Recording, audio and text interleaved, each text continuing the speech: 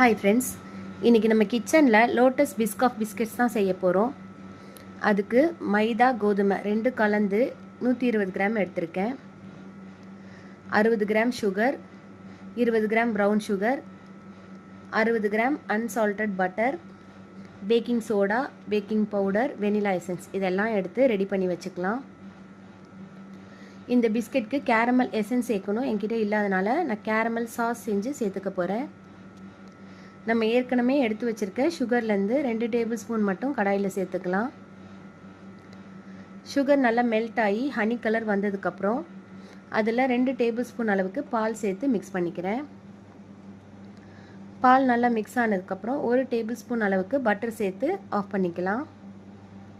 இப்போ பவுட்ரு பண்ணுறதுக்கு ஒரு சின்ன துண்டு பட்டை, 1 சென்டிமீட்டர் அளவுக்கு சுக்கு, 2 கிராம்பு இது எல்லாத்தையும் ஒரு இடிக்கல்ல போட்டு ஃபஸ்ட்டு பவுட்ரு பண்ணிக்கிறேன்.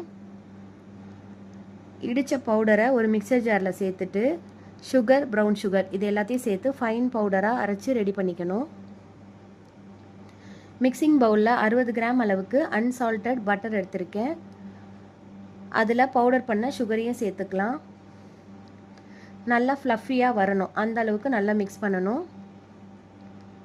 இந்த அளவுக்கு ஃப்ளஃபியாக வந்ததுக்கப்புறம் அதில் ஒரு pinch salt, 1/2 teaspoon baking soda, 1 teaspoon baking powder, 1 teaspoon vanilla essence, கொஞ்சமாக நட்மெகை கிரேட் பண்ணி சேர்த்துக்கிறேன்.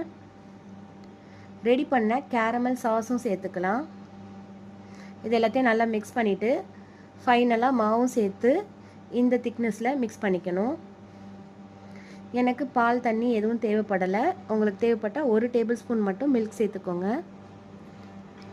5 நிமிஷத்துக்கு அப்புறம் ஒரு ஷீட்டில் கொஞ்சமாக மாவு தூவிட்டு நம்ம ரெடி பண்ண மாவுலேருந்து பாதி எடுத்து வச்சுக்கிறேன்.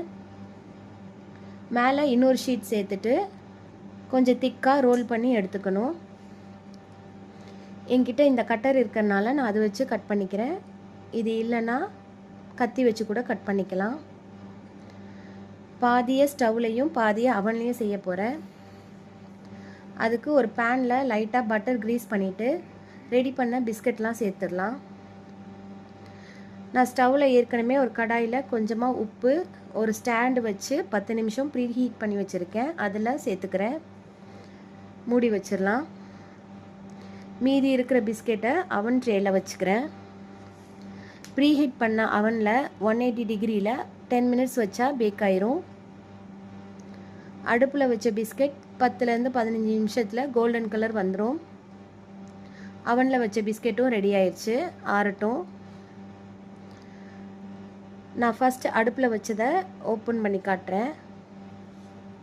செம்ம கிறிஸ்பியாக வந்திருக்கு. அவனில் வச்சதும் டெக்ஸ்சர் நல்லா சூப்பராக வந்திருக்கு.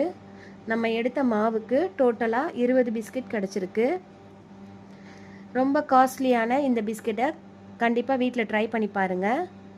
இப்போ நம்மளோட பிஸ்காஃப் பிஸ்கெட்ஸை சாப்பிட்டு என்ஜாய் பண்ணலாம்.